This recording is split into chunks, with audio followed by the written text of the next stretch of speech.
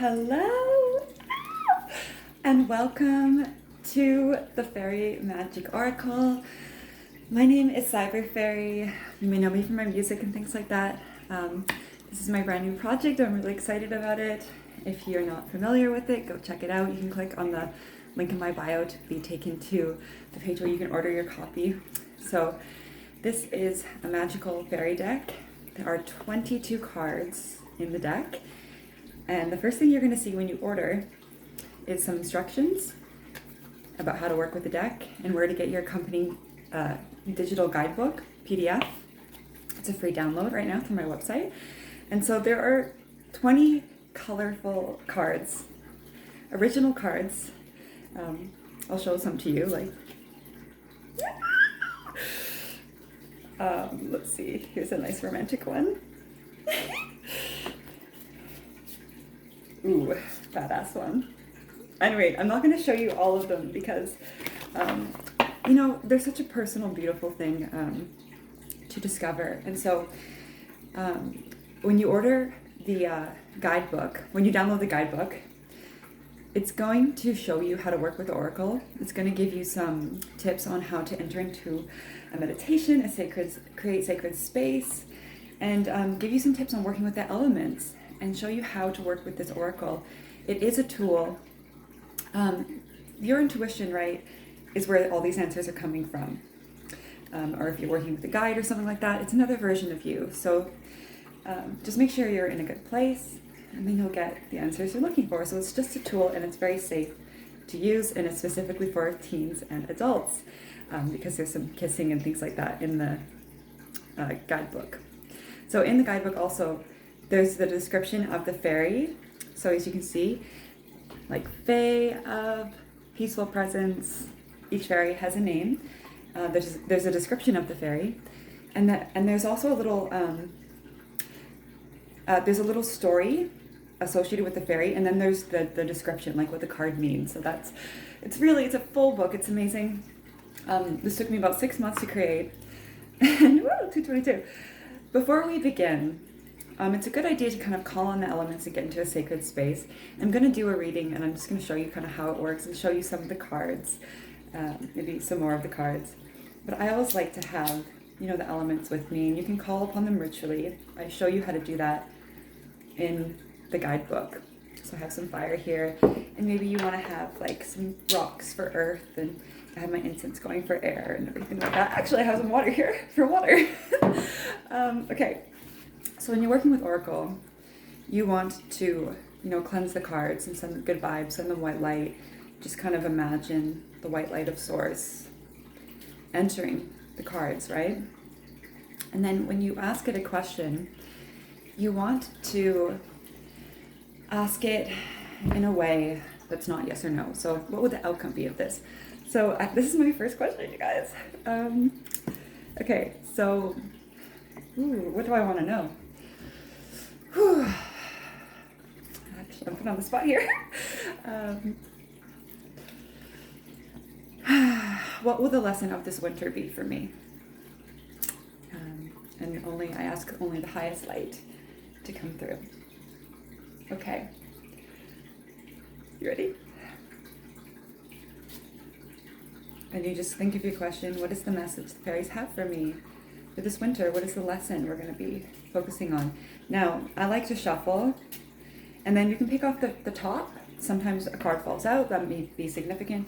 I also like to cut them as many times as I want, and then intuitively, I find one that I like. I put them back, and so can you see? It is the Fae of Abundant Manifestation. That's so beautiful. Love it. Let's see what it means. Okay, so I'll read to you a little bit.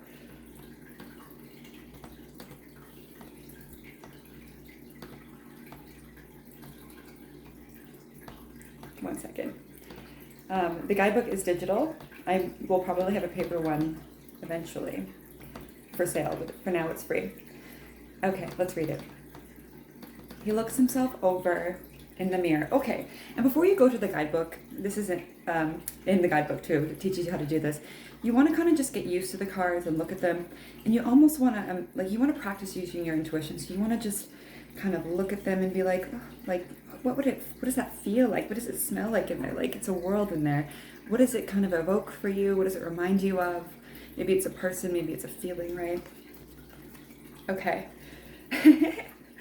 He's holding a glass of wine. I kind of base this on like Dionysus, the god of like wine and grapes. And he's almost naked. Okay. He looks himself over in the mirror and continues to worry about his appearance. Does he look all right? Good enough for an elegant party such as this? He dusts himself off and heads out the door, gifts and bottle in hand. He arrives to the forest celebration and is immediately greeted by endless lanterns floating amidst the trees. The epic cosmic display leads him onward into the thick of it, where the fairies dance and laugh, drinks in hand. A small pixie girl comes up to him and shyly reaches forward, cup extended in hand. Without thinking twice, he opens his bottle and pours her a glass of homemade wine. She drinks it cautiously at first, grins from ear to ear, and then proceeds to gulp the entire thing down. She giggles, reaches into her pocket, and offers him an opalescent stone carved with a rune. She closes her hand over it and then flies away with her tattered wings. He stares down at the stone, and his body seems to shiver with power. Gingerly, he places the stone in his pocket for later inspection. How lovely, he thinks, to have been gifted this. He smiles as he walks through the maze of creatures, offering them drinks and regaling them with tales. By the end of his round, there is no wine left for himself, but he already feels so full, drunk on the joy of giving. He takes his seat near a tree and picks up the stone to marvel at it. It begins to glow, and before him appear 3 more bottles of wine. The stone disappears, and he knows why. The lesson has been learned. He picks up the bottle and returns to the party to dance the night away.